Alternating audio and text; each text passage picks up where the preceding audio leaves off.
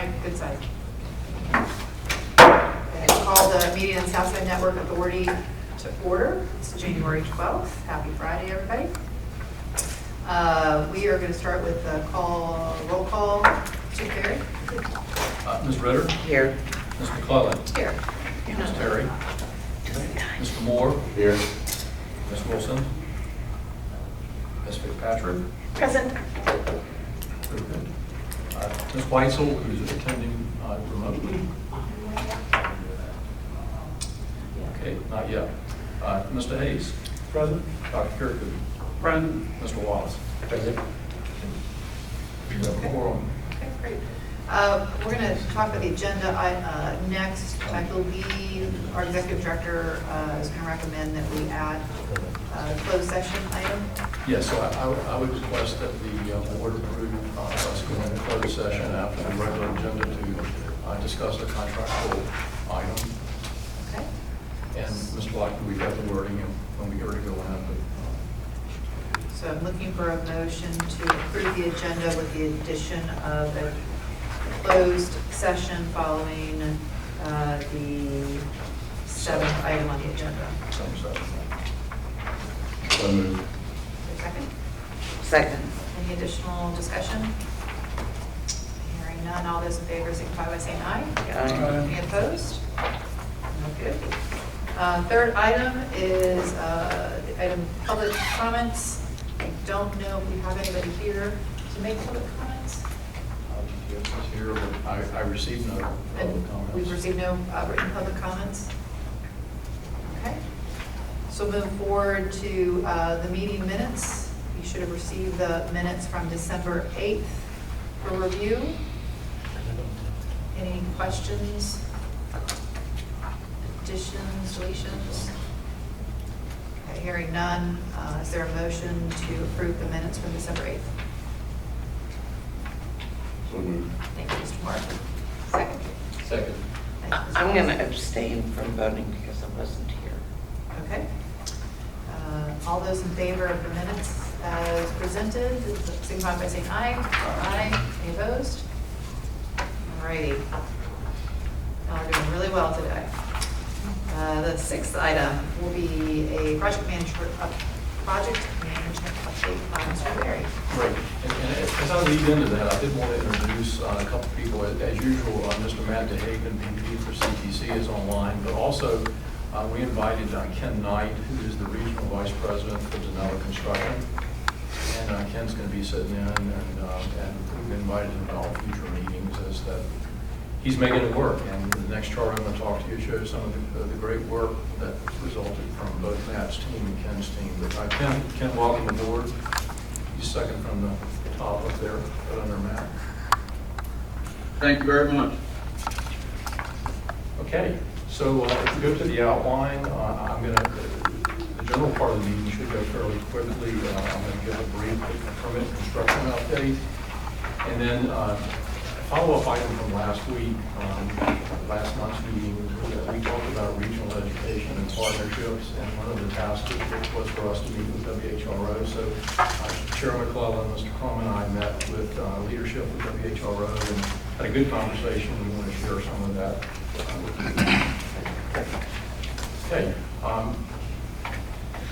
So over the holidays, things obviously slowed down a little bit, but looking at the map, we did have a net increase of 1.5 miles of construction despite the contract. A lot of Ken's folks are come in from out of town, and so we mobilize and demobilize, but still feel really good about the schedule in that beginning next week, Denella is bringing in 4 additional crews to work in Virginia Beach, and mid-February we're going to bring in an additional 4 to 5 construction crews. So we will really pick up the pace even more then. But so looking at the map, just an overall number, we have 67 miles of completed construction or underway. 45 miles construction is completed and 22 miles underway, and we have permitting approval for a number 31 miles, which really includes most of Virginia Beach. So I'd like to I'll quickly go around the map up there. It might be easier for you to look from your tabletop. City of Norfolk, zones 1 and 2, we've completed 17 of 21 miles. Zone 2 is that 2-mile segment that will be tied to our connection through the Midtown Tunnel with the process that we're going through now with VDOT. So that'll be, that permit will be submitted in the very near future. We've submitted the design work to VDOT for access to the Midtown Tunnel. It's the older tunnel that really basically goes from Portsmouth back into Norfolk that way, west to east, if you will. Zone 1 in Portsmouth, we've completed all 8 miles. Zone 8 in Suffolk is complete, 1.25 miles. Zone 7 is complete, 3.4 miles. Zone 6, we've almost completed 4.3 out of 4.8 miles. We've completed Zone 5 in Suffolk, 5.4 miles.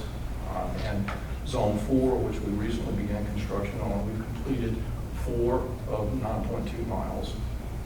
Zone 1 is an area that it's not a co-build, but we're working closely with the City of Suffolk because of mutual construction that's ongoing there. Permits been approved, and we're working with the Suffolk construction agent there on timelines to begin actual construction. Zone 2, we're pretty much finished, almost 1.1 of the 1.3 miles, and we just began construction on Zone 3. We've done about 1/4 mile of that. I think it's still important to understand the really great effort that we have with the City of Chesapeake for the co-build. We finished almost 19 miles of that co-build. Jay? Oh, yes, sure. We've completed 18.1 miles of the approximately 19 miles of co-build. The only parts that aren't finished are areas where we're waiting for a permit. We've got a dozen or so railroad permits we're waiting to come through. We have had one of the railroad permits already approved. And then the Gilmerton Bridge crossing, just found out today that one of the rights of way on one bank of the river has been negotiated and agreed to, so we're waiting on the other side, so we're making some good progress. Thanks, Jeff. It's a great partnership, and we meet bi-weekly and discuss that, so I'm very appreciative of that. Jay, do you want to introduce the Yes. gentleman Oh, sitting with yes, you? Harvey Miller, he's broadband development officer for Chesapeake, so when the construction is done and I go away, Harvey gets the baby. Thank you. Pleasure meeting everybody. Bit by bit, I'm trying to make sure I introduce myself to you each individually and reach out to you and give you my contact information. But looking forward to working with all of you. Thanks for being here. Thank you. Welcome. And Harvey is a member of the IT department, reporting to Dan. And you started December 26th? December 26th, That correct. came to us from Cox Cable. From Cox Communications, that is correct. Cox Communications. Harvey said it on our bi-weekly meeting yesterday, so the CIOs met him, and really happy to have him on board, bringing a great skill set, so there we go. Thank you. Moving on to Virginia Beach, I think really good news here. The map's been really is updated since I printed this. Since it was printed, we've approved permits T is in Tom, and B is in Victor, only leaving U to be submitted to the beach by CTC. So 28 of 29 permits have now been approved. As I mentioned earlier, we actually were going to begin construction this week in Virginia Beach on zones 1 through 6, but we have weather issue. Ken's team is starting full bore on Tuesday, which is calling for rain, but we'll see how that goes. But he's bringing in four to five teams, and as I mentioned, he's going to be bringing in an additional 4 to 5 teams in mid-February. So, Ken, if I got that right, if you got anything that you want to say, fine. Otherwise, we'll keep moving. No, I don't have anything to add to that. Thanks, Ken. So I'll open the floor to any questions. So just to confirm, everything seems to be on schedule, and we're working towards the completion date of July? 31 July is the date we've stated. We're pushing very hard on that. I would say, like Bob opened some doors. We're working with VDOT. We presented the design for them. And we'll talk about some in-kind that they might be interested in to offset cost of that. Any comments from anybody else, any other commissioners? Sounds like we're making good progress. Okay, so I think we want to move over to the meeting with WHRO. Sheriff, you want to? Sure. So as you may recall from the December meeting, the focus of the meeting was really on this BEAD funding, and it's pretty obvious that most of the BEAD funding is focused on infrastructure and connectivity in more rural areas. And while we have more challenges than any other region, there's still not a whole lot here in our area. And so we then moved to the idea that there's probably going to be more BEAD funding than the Commonwealth is going to need for that infrastructure. And so that would then potentially lead the Commonwealth to start investing in projects related to digital literacy and affordability. And the question was raised, well, if we wanted to talk about digital literacy, who would we partner with? And would that be part of the mission of the Southside Network Authority, which was to create more connectivity for our community? And somebody mentioned WHRO as a possible partner, so we had a meeting earlier this week with their CEO and their head of technology, infrastructure. It was a really good meeting. Bob, Stephen, and I did. And long story short, what we really needed was somebody who's regional in nature. WHRO fits the bill there. Somebody who understands technology and understands education. And they fit those bills as well. They have some interesting assets, both from a educational component as well as a physical component. They have a host of vans that they use to get out into the communities to deal with STEM research and literacy. Potentially, we could use something like that as a mechanism to go into our underserved communities to teach digital literacy. There are a lot of different ideas that we discussed and brainstormed. Of course, all of this is dependent on a funding stream, which we don't have. So whether or not that's with a partner or that is with future funding coming from the General Assembly or DHCD, that's TBD. But our goal of the meeting was to try and create some possible shovel-ready projects. So when that funding becomes available, we can raise our hands and be first in line. So that's sort of where we stood. You want to add any? I think one of the things that they emphasized was their current relationship with schools and how digital education is important. They recognize that a lot of their programs and curriculum are embedded. They don't quite connect all the dots about how that works, but that's an area they want to pursue and look at. So I think it would open some potential doors for education, BEAD funding. It could be a great partnership. Obviously also a mechanism for publicity for us, for our efforts, and just acknowledgement of the various opportunities for internet. They're owned by the 21 school systems of the region. So right now, of course, we're only 5, but it seems like a very good idea and partnership potential. Yes, I guess what I was surprised about, but really excited to learn about, were the outreach vans that they're utilizing. I think there's 3 to 5 of them. They're going out into neighborhoods, and when you think about where we've evolved as a society and how important digital literacy is for all of us, I was excited to learn about that. I didn't know WHRO was doing that, and then when you combine that with what the SNA is doing, those opportunities for partnership, so it sounded really exciting.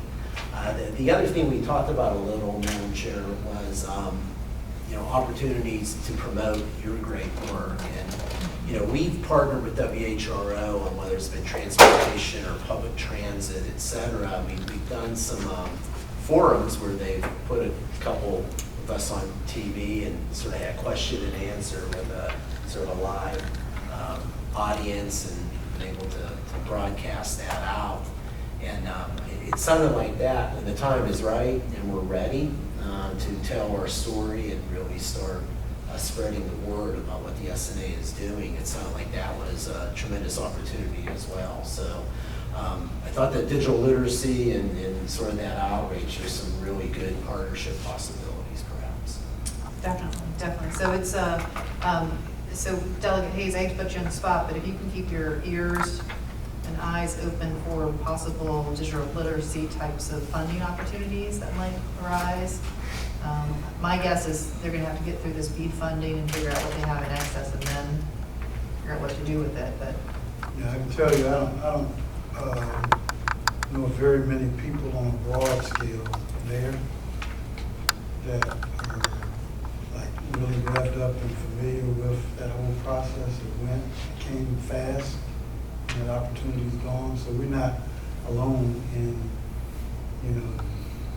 who participated, that type of thing. So I think it's prudent to kind of try to watch the process unfold and keep an ear close to what might happen, what that process might look at with the deployment and allocating those resources. But I do know that education component and digital literacy was something that was emphasized even going back to when Dr. Holmes was here with us. You want to tell people your committees? I just read them last night. I'm sorry? Your committee is Communications, technology and innovation, appropriations, rules, and health, welfare, and institutions. So that's 3 of the 4 boxes. She's fan club president right there. I love that. You're gonna need a business card at this time. Yeah, no, it's good stuff. It might be, I think we should just continue to stay in touch with Dr. Holmes, giving her updates as to what we're doing. Maybe just give her some ideas. Hey, I don't know who the right contact is. We met with WHRO and we're ready to implement. If you want to pilot anything, please use us. I just think being front of mind is going to be important.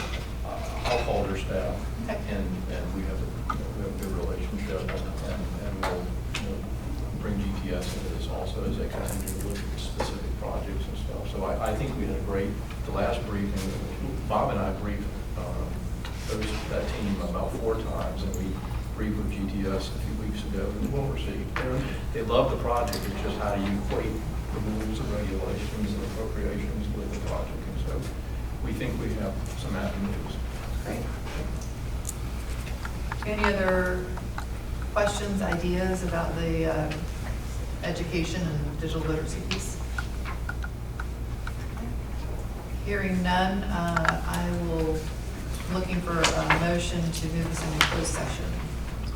Would you like me to read a proposed motion, Madam Chair? I would be so happy if you would do that. Madam Chair, I believe the motion was prepared was a motion for a closed session pursuant to section 2.2-3711, subsection A29 of the Code of Virginia 1950 as amended for the purpose of discussion of the negotiation of a potential change order to a public contract involving the expenditure of public funds with Genoa Construction, where discussion in an open meeting would adversely affect the bargaining position or negotiating strategy of the authority, and pursuant to section 2.2-3711, subsection A8, for the purpose of consultation with legal counsel employed or retained by the authority relating to interpretation of the provisions and legal effects of a contract with Global Technical Systems. The authority would require all members, alternate members, the executive director of HRPDC, the authority's general counsel, Matt DeHaven, and the 2 City of Chesapeake staff members in attendance, and legal counsel for the member localities for the full consideration of such matters for some or all of the closed session. I would make that motion. Okay, it's been moved and seconded. Any discussion? Hearing none, all those in favor signify by saying aye. Aye. Any opposed? Okay, we are now in closed session. So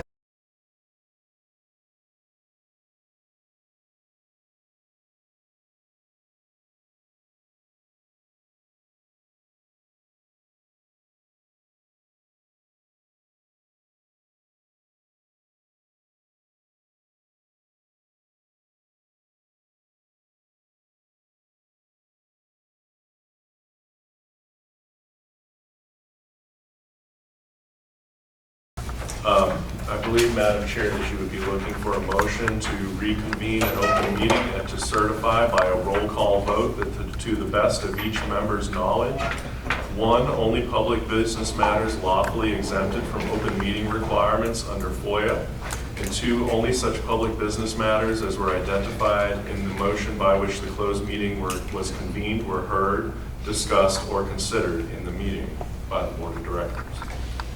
So moved. Thank you. Second. Great. Any discussion? Hearing none, we'll do a roll call vote. Mr. Executive Director. Ms. Ritter? Yes. Ms. McClellan? Yes. Mr. Moore? Yes. Mr. Hayes? Yes? I only call the voting, is that okay to it? Mr. Wallace. And Mr. Wallace?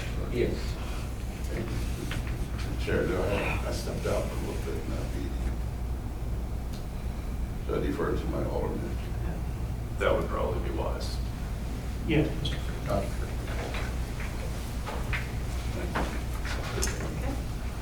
Okay, we are now back in public session, and we're in the old/new business portion of the agenda. Are there any items any of the members would like to bring up? I'd like to bring up one old business. Mr. DeBerry sent out the email about the affordability connectivity program, about the status of our municipalities and how many residents or entities are using that service. And it turned out to be quite a lot. I was surprised how many in our area are using that. And I think Stephen, or maybe Steve might have some more news on what. Several people had news on what was going on in the Congress, but it's an important program, and I think it's very, very good. Yesterday, there was a note out that there was a bipartisan legislation. The president said he needed $6 billion, but they said $7 billion. So there's bipartisan legislation that's got to work its way through that would fully fund at $7 billion. But I think it still points to, with our partner GTS, this whole issue of BEAD money and digital. I think we need to keep pushing that part of the equation. So it looks like there might be some light at the end of the tunnel on ACP. Yeah, I think I was shocked by the numbers as well when I pulled those down, and I thought, oh, this is going to. I think Norfolk alone had 21,000, Yes. If I recall correctly. So these are significant numbers that. Again, I don't know if we should be working with our legislative liaisons are all busy right now in Richmond, but to the extent that we can be working with our federal delegations, I think we should be. And I honestly think it would be, I don't know if it would help or not, but sending a letter from this authority just saying our mission is to create more connectivity. This program has been very beneficial, and to the tune of, I don't know what the total was. What was it, 60,000 probably? Yeah, 62,000. That's just Southside. I mean, that's not even the entire Amherst region. And as you mentioned, WHRO, I mean, I think they're being higher if people really, it needs to be advertised. Well, that's another problem. Yeah. That's a whole other issue. And when I was in these meetings in November, there were some of the big, like Comcast and others were in the meeting who were discussing this at the federal level, and they were already sending notices to their customers because they can't just shut them off overnight. They have to give them some leeway, and this is supposed to run out in March or April. So the time is of the essence. It is an emergency bill. I don't know what the time frame would be for that to go through Congress. Is it part of the I only saw the headline. budget? I'll go back and pull it, but the headline said it's bipartisan legislation. Because I think the Republicans were not moving forward with it. So something broke. Okay. Thank you for bringing that up, Dr. Kay. I think that's Important. I think it is really important, and is it something that is worth just even writing a letter to the editor, or just hey? I think the letters to the editor are lost. I don't think it's going to make a difference with the But a letter to the delegation. I think the delegation makes a lot of sense. The members of the delegation would not, that. So I'm not going to be on that. Yeah. be happy Is it going to be allocated the same way to. to the state and then to a state agency? The way that ACP is allocated, as I understand it, is that it's just a pot of money, and the ISPs then, in turn, they administer it, and it's based on if somebody has, qualifications are basically if you are drawing down any sort of federal support, which could come in the form of WIGs or EBT or just a long list of things. And so they basically, it's $30 a month they can use as they see it fit. So to Dr. K's point, there's probably a lot of people who might be eligible who aren't actually utilizing that, but it was just a function of that money was there, and as it ran out of money. Right, but it was pandemic-based money, correct? It started over, it did start over through the pandemic. I'll pull the bar consent, it was bipartisan. Thanks, Harvey. support. Huh? I'm looking at Harvey because he has some familiarity with this, so he's. Pandemic money, right? Correct, there was a pandemic aid since so many people were working remote and it was necessary. The issue, of course, now is everyone qualified for it? You're correct. I mean, if you look at some of the people who should have been on it that weren't on it, but there are other people who may not have qualified for it but was receiving it. And that's part of the issue that Congress is having now. Thank you, that's helpful. Thank you. But it is administered by the ISP. So if I want, I go to my Spectrum or Yeah. Cox and go apply for it. So it is decentralized as far as management. That's why I think there's some scrutiny on who was actually getting the benefit. And then the ISP can determine, some ISPs are basically providing service for free, but that's because they've based their cost at a $30 plan, but that's an ISP issue, that's not a, is that correct? That's correct. So, anyway, it is a significant number, I thought, 62,000 households are receiving this, and if that goes away, that's a big impact. So we'll go ahead and write a letter. I'll make sure we get you guys a copy of it, and we'll try and get that out. We'll probably should get it out next week. Many times I guess it's Yeah, because they're moving at breakneck speed in Washington. almost as fast as we do at the state and local level. We move quickly, usually, So, is there any other comparatively. old business or new business? Okay. Hearing none, our next meeting is going to be February 9th. So we look forward to seeing everybody at that time at 2 o'clock, same location. And with that, meeting's adjourned.